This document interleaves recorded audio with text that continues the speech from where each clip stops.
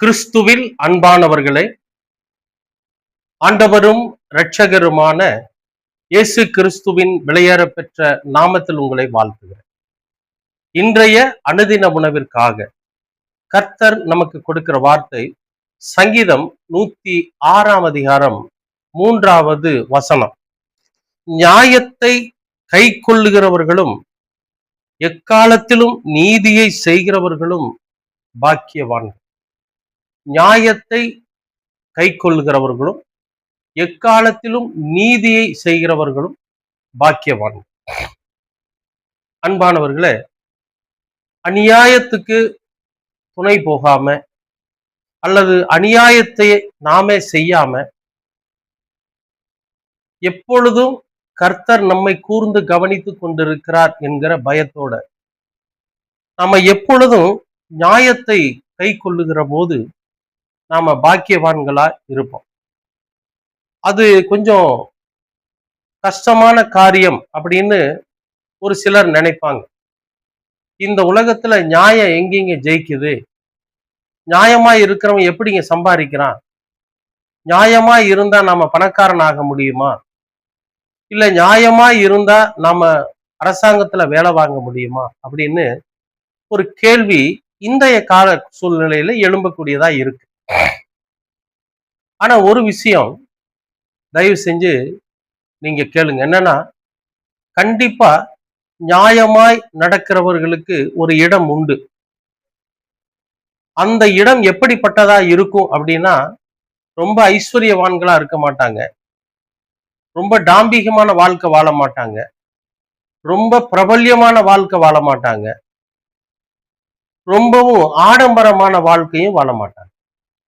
அவர்களுடைய வாழ்க்கை எப்படி இருக்கும்னு கேட்டீங்கன்னா, சமாதானத்தோட, சந்தோஷத்தோட, போதும் என்கிற மனதோட, நாளைய தினத்தை குறித்து கவலைப்படாம, எல்லாவற்றையும் கர்த்தர் பார்த்துக் கொள்வார், கடவுள் பார்த்துக் கொள்வார் என்கிற அந்த உயர்ந்த எண்ணத்தோட அவங்க வாழ்க்கை இருக்கும். குடும்பத்துல சந்தோஷம் இருக்கும், சமாதானம் இருக்கும். ஏன்னா அநியாயத்துக்கு துணை போகிறவன் கடவுளால் தண்டிக்கப்படுவான், மற்றவர்களால் சபிக்கப்படுவான். யார் எப்பொழுது அந்த அநியாயமாய் நாம் சம்பாதித்ததை யாராவது வந்து குடுங்கிக் கொள்வார்களோ என்கிற பயம் நமக்குள்ள இருந்துகிட்டே இருக்கும். ஆனா நியாயமா நடந்துக்கிற, நியாயமாய் சம்பாதிக்கிற நம்முடைய சம்பாத்தியத்தை யாரும் ஒரு நாளும் வந்து என்ன பண்ண முடியாது, எடுத்துக்கொள்ள முடியாது. அது நமக்கென்றே முழு உரிமையோட நமக்கு கடவுள் கொடுக்கிற ஒரு விஷயம். அடுத்தது சொல்றாருங்க, நீதியை எக்காலத்திலும் நீதியை செய்கிறவர்கள் பாக்கியம். எக்காலத்திலும் நீதி அப்படின்னா எந்த சூழ்நிலையிலையும் நீதியை செய்யுங்க. நீங்கள் தரித்திர கோலத்துல போனாலும் சரி, நீங்க தப்பான ஒரு சூழ்நிலை உங்களை கடந்து வருகிறது என்று சொன்னாலும் நீங்க என்ன பண்ணிடக்கூடாது, அநீதியை செஞ்சிடவே கூடாது. நீதியை கை கொள்ளுகிறவர்களா, நீதியுள்ள வாழ்க்கை வாழ்கிறவர்களா இருங்க, நீங்க பாக்கியவான்களா இருப்பீங்க. நிறைய உதாரணங்களை நாம சொல்ல முடியும். விசேஷமா என்னுடைய வாழ்க்கையில நான் ரொம்ப கஷ்டப்பட்டது உண்டு.